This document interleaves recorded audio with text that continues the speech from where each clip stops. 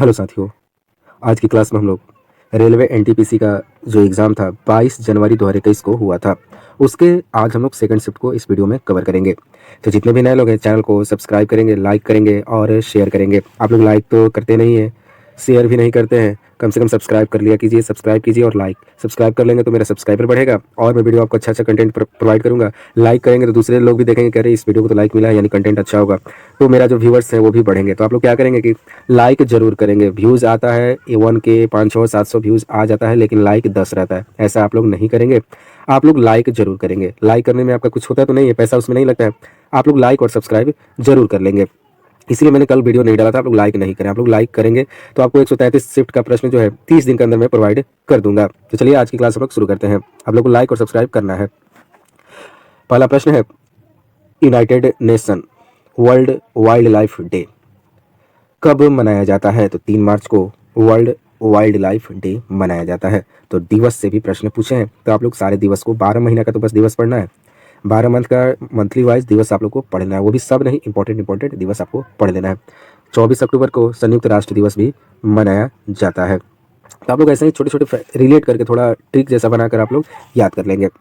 3 मार्च को world wild life day मनाया जाता है। अगला प्रश्न है, उससे पहले मैं बता दूं कि इस चैनल पर आप लोग के लिए सारा एग्जाम का प्लेलिस्ट अपडेट कर दिया गया है। रेलवे हो या एसएससी, सब का प्लेलिस्ट अपडेट कर दिया गया है इस चैनल पर। आप लोग जाकर सारे वीडियो को देख लेंगे। अगला प्रश्न है, यदि लोगों के एक विशेष समूह को केरल में तेलुगु माध्यम के स्कूल खोलने की अनुमति नहीं दी जाती है तो इसे किस मौलिक अधिकार का उल्लंघन माना जाएगा? ये आपका हो जाएगा सांस्कृतिक एवं शैक्षणिक अधिकार का उल्लंघन माना जाएगा। कहने का मतलब है कि मान लीजिए केरल में वहाँ के तेलुगु समूह के लोगों को उनके भाषा में स्कूल नहीं खोलने की अनुमति दी जाती है, तो कौन सा मौलिक अधिकार का उल्लंघन माना जाएगा? तो वो जो है सांस्कृतिक और शैक्षणिक अधिकार का उल्लंघन माना जाएगा। और ये आपका जो मौलिक अधिकार जो है अमेरिका के संविधान से लिया गया है, ये भी आप लोग याद रखेंगे। अगला प्रश्न है, पेटा इंडिया की शुरुआत खाली स्थान में हुई। तो पेटा इंडिया की शुरुआत जो है 2000 ईस्वी में की गई थी। अगला प्रश्न है, 60 वर्ष और उससे अधिक की आयु वाले बुजुर्गों को निश्चित अनिश्चित बाजार स्थितियों के कारण ब्याज के रूप में प्राप्त आय में संभावित भारी गिरावट से सुरक्षा प्रदान करने के हेतु शुरू की गई योजना का नाम बताइए। तो इसका नाम है प्रधानमंत्री वय वंदन योजना। तो आप लोग देख रहे हैं ना कि जितने भी योजनाएं थी केंद्र सरकार से, हर शिफ्ट में उनसे प्रश्न बन रहा है। तो आप लोग योजना जो है केंद्र सरकार का उस पर मुख्य फोकस करेंगे, सबको पढ़ जाएंगे। खासकर 2014 से लेकर 2025 तक के सारे योजनाओं को आप लोग पढ़ जाएंगे। राज्य का नहीं पढ़ेंगे तो कोई बात नहीं, लेकिन केंद्र का आपको पढ़ना है।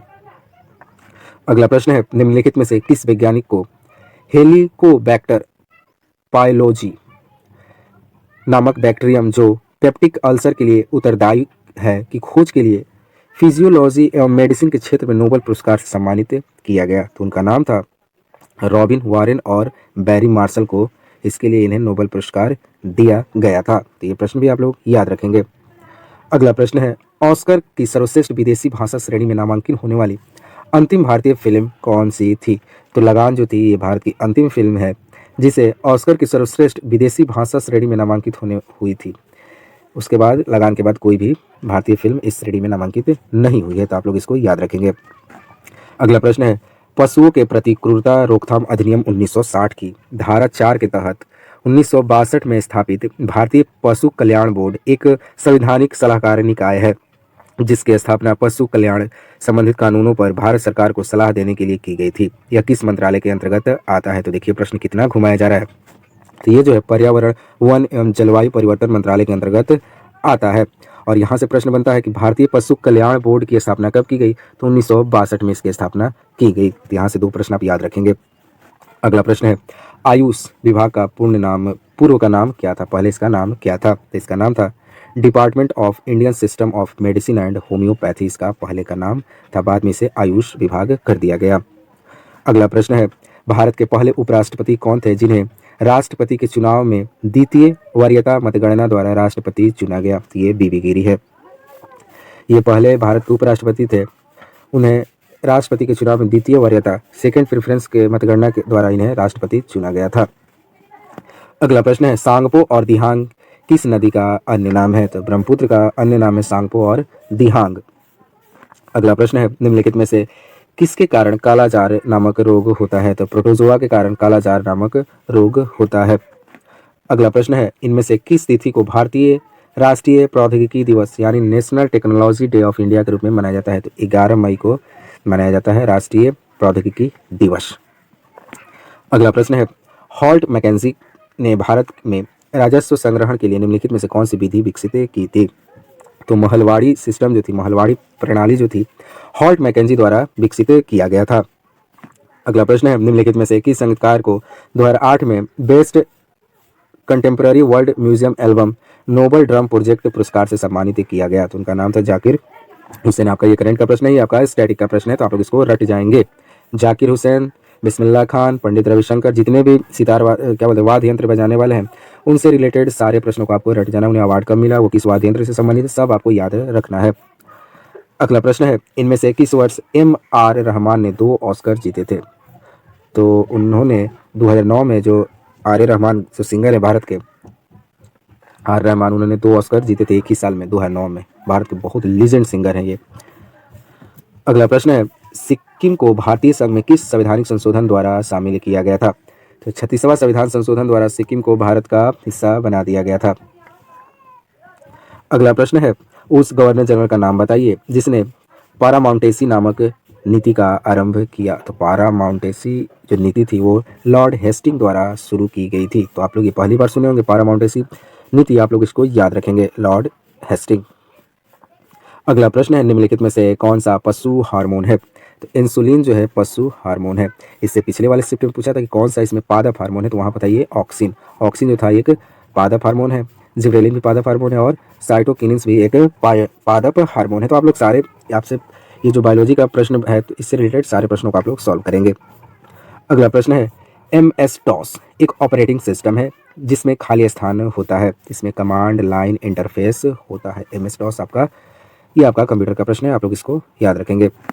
अगला प्रश्न है, इनमें से किस शहर में क्षिप्रा नदी के घाट पर कुंभ मेले का आयोजन किया जाता है? तो उज्जैन जो है क्षिप्रा नदी के किनारे स्थित है, यहाँ पर कुंभ मेले का आयोजन किया जाता है। भारत में 4 प्रमुख जगहों पर कुंभ मेले का आयोजन होता है 12-12 वर्षों पर।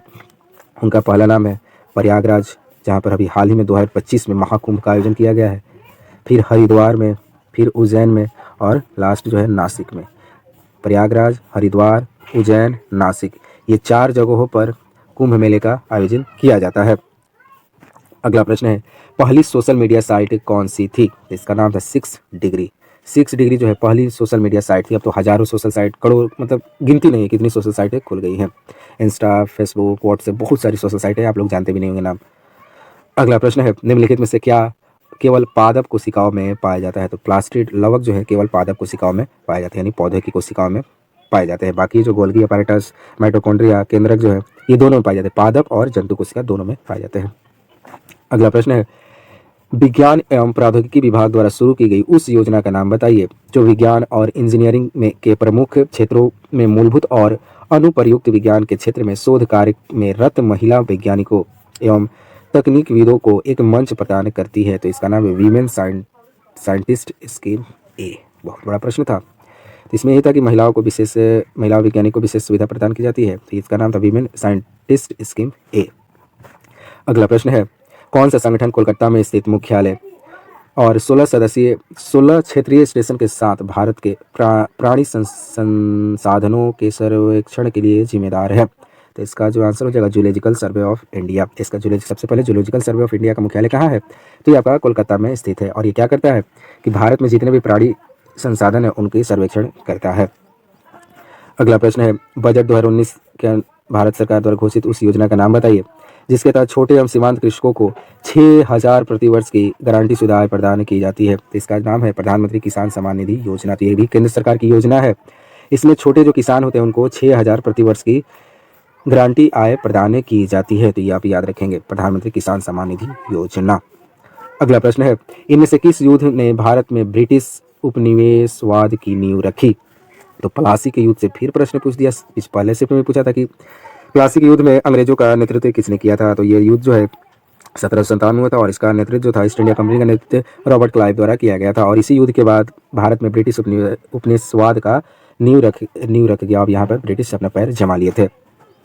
अगला प्रश्न है, शक संवत पर आधारित भारत के राष्ट्रीय कैलेंडर के अनुसार पहले महीने का नाम क्या है, जिसे 22 मार्च 1957 को ग्रेगोरियन कैलेंडर के साथ साथ आधिकारिक परियोजनों के लिए अंगीकृत किया गया था। तो उसका नाम है चैत्र।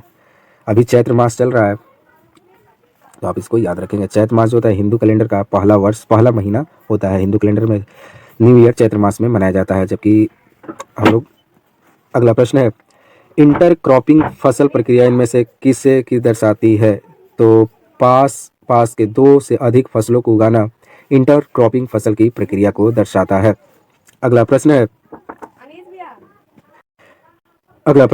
और यह भी प्रश्न आपका स्कीम से ही, योजना से, इसलिए मैंने इसको डाल दिया है। फरवरी 2003 में किस मंत्रालय के अंतर्गत राष्ट्रीय पांडुलिपि मिशन की स्थापना की गई थी? तो संस्कृति मंत्रालय ने पांडुलिपि मिशन की स्थापना की थी। तो ये 2003 का प्रश्न है। तो आप लोग देख सकते हैं ये करंट का प्रश्न है, ये एक आपका स्टैटिक का पोर्शन बन चुका है। तो ये जितने भी योजनाएं होती हैं, मैं आपसे बोल रहा हूँ 1990 हो या 1992 हो, 2005 हो या 2007 हो, सारी योजनाओं को आपको पढ़ जाना है। खासकर 2014 से लेकर 2025 तक की सारी योजनाओं को पढ़ना है। अगला प्रश्न है, बारदो छम खाली स्थान का लोक नृत्य है। तो यह अरुणाचल प्रदेश का एक लोक नृत्य है, बारदो छम।